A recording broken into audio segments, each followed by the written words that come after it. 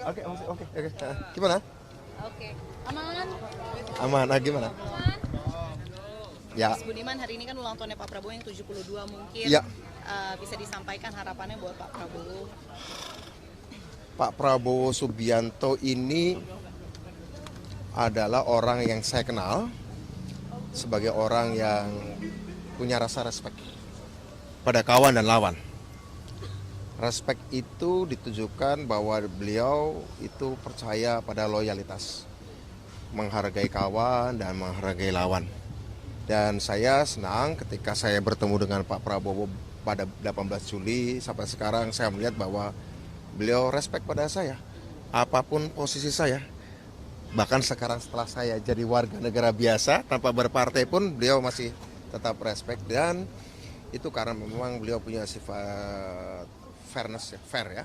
Dan saya berharap di ulang tahun ke-72 ini beliau tetap bisa mempertahankan itu, dan sebagai seorang yang sekarang mendukung beliau, saya berharap kualitas ini terus dipertahankan sampai mencapai kemenangan secara politik. Kan tuntutan MK Oh, oke. ya soal banyak yang menyebut bahwa tuntutan MK ini cukup Mas, membuka ruang untuk melanggengkan politik dinasti, kemudian memang dikhususkan hanya untuk satu atau dua orang, which is ini adalah putra sulungnya Pak Presiden, Gibran Raka Buming Raka begitu, untuk bisa maju jadi cawapres. Mas Budiman merasa bahwa memang aturan ini cukup janggal, Mas, karena melihat ada beberapa ada beberapa gugatan ditolak dengan dalil yang mirip begitu, tapi di putusan yang terakhir untuk khusus dengan Almas Sakti Biru ini diterima begitu dengan Kalau nggak salah yang ditolak itu adalah soal usia ya.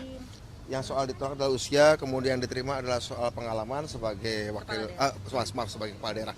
Meskipun katanya sih masih ada perdebatan, berpengalaman itu artinya sudah selesai, tuntas atau masih berjalan. Saya pikir dan atau sedang, Mas. Jadi dan atau sedang benar. Jadi sedang Saya boleh. tidak punya kapasitas untuk melakukan penilaian secara hukum, tapi menurut saya ini tentu saja akan menjadi pertimbangan bagi siapapun, dan saya berharap ini juga memberikan ruang bagi anak-anak muda yang lain.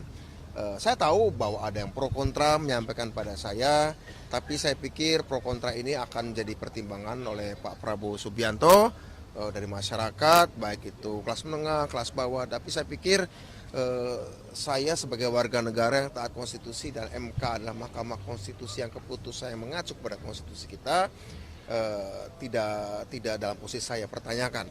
Tapi kalau ada penilaian dari teman sebagian orang bahwa ini untuk Pak Mas Gibran ya, saya pikir itu juga adalah sebuah pendapat demokratis. Tapi menurut saya kok yakin Pak Jokowi adalah seorang pemimpin yang profetik itu pemimpin yang punya misi-misi mulia.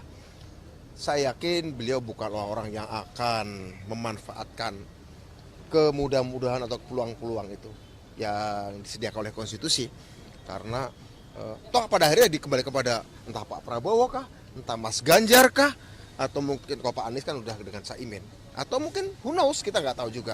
Saya pikir Pak Prabowo atau Pak Ganjar, kalau ada pertimbangan tentu saja pasti pertimbangan yang lebih daripada sekedar konstitusi. Mungkin secara elektoral apakah memang memenuhi, dan apakah memang Mas Gibran dipasangkan dengan Pak Prabowo atau Mas Ganjar bisa menjadi pasangan yang tepat. Meskipun saya pernah juga sampaikan pada Pak Prabowo Subianto bahwa memang beliau melihat usia beliau yang sudah senior memang layak didampingi oleh yang lebih muda.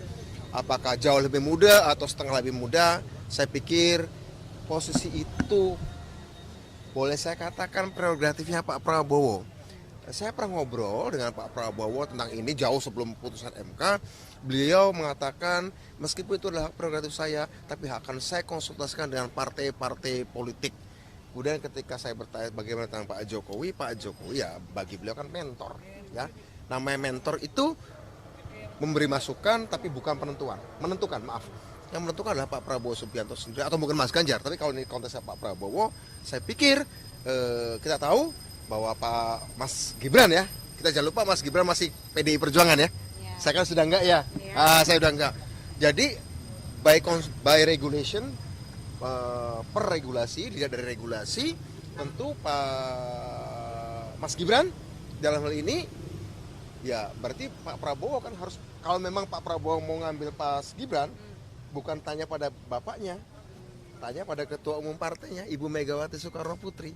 Saya pikir itu ya. Jadi menurut saya jangan lihatnya hubungan Pak Jokowi mempengaruhi Pak Prabowo minta konsultasi Pak Jokowi. Saya kira justru yang paling dekat adalah Pak Prabowo bertanya pada ketua umumnya partainya Mas Gibran, yaitu PDI Perjuangan, yaitu Ibu Megawati Soekarno Putri. Ini yang menurut saya Pak Jokowi tidak dalam posisi layak untuk ditanya. Yang ditanya adalah Ibu Ketua Umumnya PDI Perjuangan atau Pak Sekjen atau apapun lah dari PDI Perjuangan. Bagaimana soal narasi dinasti politik menurut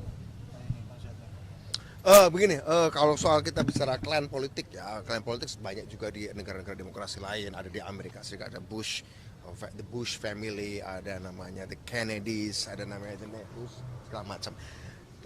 Menurut saya sekali lagi ini tergantung dari apakah Pak Prabowo sanggup. Karena begini, seorang politisi yang punya anak politik memang pasti punya cita-cita ya.